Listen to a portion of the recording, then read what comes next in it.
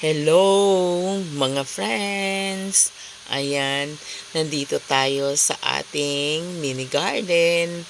Binisita natin ito at kagabi, alam nyo ba, ay naku, sobrang lakas ng ulan dito.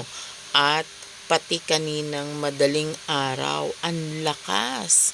Kaya heto ang ating mga halaman. Ayan, ang sasaya nila kasi meron ng ulan. Ayan. O, tingnan natin dito sa ating mini garden ang ating ampalaya. Kasi meron ditong isang maliit na puno ng ampalaya. Ang alam ko, may bunga yun.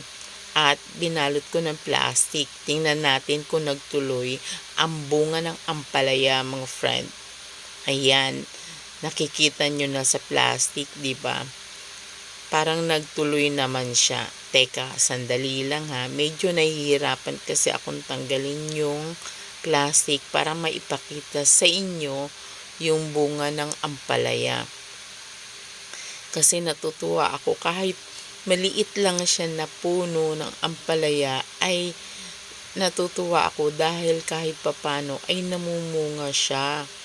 Pero yun nga lang, ayan, binalot ko ng plastic una dati yung bottled water pero hindi siya nag-workout kaya pinalitan ko ng yung plastic. Ito yan, hindi siya nagtuloy yung nandoon sa isang bottled water. Ito, tingnan natin to mga friend.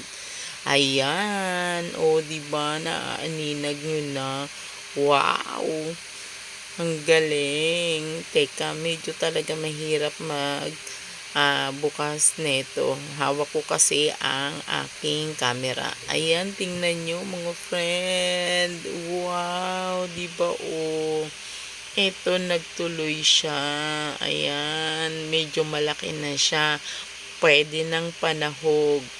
Parang ang sarap nitong isahog sa paksiw. Yan, isasahog ko yan sa paksiw. Ito naman yung kanyang mga dahon, o diba? Okay na rin, pang sahog din sana sa munggo.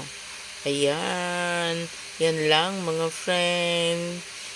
O diba, ang sarap magtanim. Hanggang sa muli, mga friend. Mag-iingat po tayo palagi.